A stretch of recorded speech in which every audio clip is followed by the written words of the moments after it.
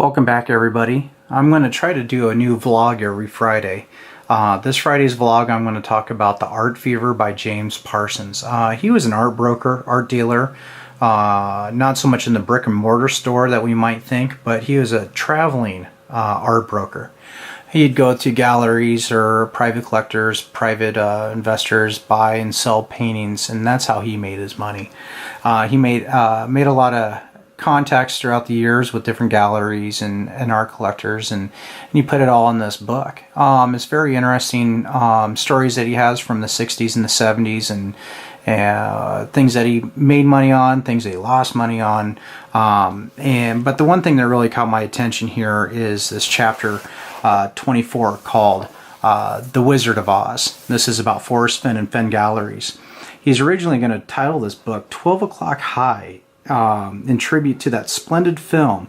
But a lady named Elizabeth Burns, however, who has known Forrest for many years, tells me that his true character is the Wizard of Oz. He remembers it as the people of Oz thought they had to go to the wizard for help for their problems. In fact, that in the end, the wizard was just as a former flim-flam man who has once sold patent medicines, but is now is now able to help his people by revealing to them that their powers lie entirely within themselves. That's interesting to think that way, because Forrest was a guy with no college education, came out of the Air Force, and started up a gallery without any experience.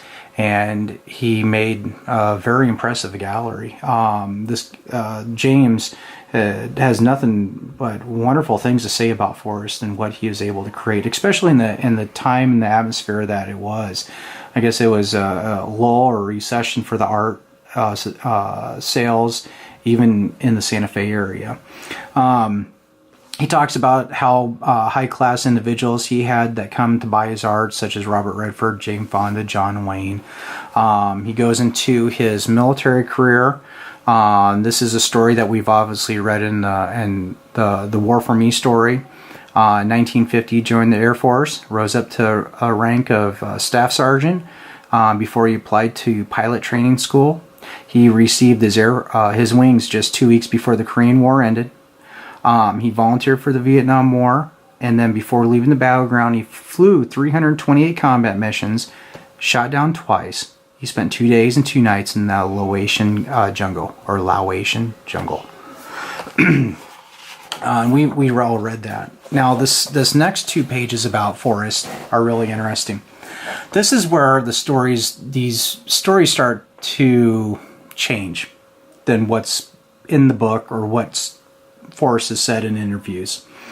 Now, this book was written in the early 80s, so this is before Forrest had cancer, before the treasure hunt was ever started. And so what happened here is Forrest got out of the Air Force. He went back to Lubbock, Texas. He started up a gallery and foundry in Lubbock. But it's just the wrong place for a gallery to be placed in. The foundry was profitable for him. But anyways, he met a gentleman named Rex Aerosmith, a Santa Fe Indian trader.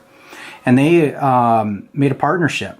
And Fenn moved to Santa Fe, and they merged together and started their gallery foundry together. But shortly after that, Rex and Forrest parted ways. Forrest wanted to emphasize more on the expensive paintings or big name artists, and Rex didn't. How Forrest was able to part ways with Rex so easily, he brought in a Texas collector and real estate entrepreneur as a silent investor. And this is back in '74 when this all started off. And then the silent investor gave Forrest free reign of operations. But it sounds like he financially backed Forrest for everything. So he could go off and buy all the Thomas Morans, Fetchins, Gasparts, Russells, Remingtons, all those big name paintings he wanted. Anyways, when everybody else was having a hard time making money, Forrest's first show, he made $670,000 in selling the Gaspard paintings. Now, I remember the story he was talking about. He didn't even sell a book in his first show. So he's going to take his last of his money, put it in a full-page color ad, and if that didn't work, he's going to toss it all in and try something different. But obviously, he was making money right off the bat. It's just those discrepancies. I'm just trying to see if there's a tie-in between that and the treasure, our treasure hunt that we're all on here. Now on his foundry, he had foundrymen working, and one day they all quit and started their own foundry up. And that was a profitable part of the business for him. Instead of hiring more foundry people, he took $33,000 and converted that area into a bigger gallery section for himself. And so he wanted to do that before this big Indian market annual event happened in Santa Fe. It brings a lot of thousands of visitors into town. And he did that and brought in and was able to put more paintings up on display. And he sold enough paintings in that new wing during that Indian market to pay for that remodel that he just did. So right off the bat, this is 1975, right off the bat, Forrest is hustling. He's making money. And then, let's see here. It says Fenn had acquired the rights to paintings, and his sales for 1974 was over $2 million. And then he said the better the item, the faster we can and easier we can sell it. There's right here is another one that he had a fetching show. It says he read in the paper the exhibit grossed $360,000 in the first week. James, asked Forrest to verify the figure. Forrest said, "Jim, we sold 68 fetchings for a total of under $1 million. 1975, I believe." So there's discrepancies in the story that are in the memoir or past interview or his interviews that he's had. So it makes me scratch my head to think, what is he trying to tell us here? What is he trying to tell us in his memoir? Is he trying to help us solve those clues in his puzzle in these books by these rewritten stories or these embellished stories that he's written? The last thing I saw in here that I really liked was this right here is a question. What is the secret of your success? I asked Forrest during the interview. He thought for a minute and then he answered, 1, hard work. 2, imagination. 3, the guts to make imagination work. So I think that's pretty cool that he stuck with that. So so I did a little digging and I found up his original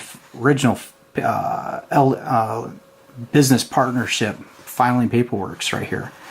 And this is the Fenn Enterprises, founded 6/29/1973 is the date of his incorporation paperwork. And you come in here and look for the business names, and there it is, Aerosmith Fenn Galleries, 1973. So he didn't start off with just that $20,000. He started off with Rex Arrowhead. Then he had a private investor come in and help out.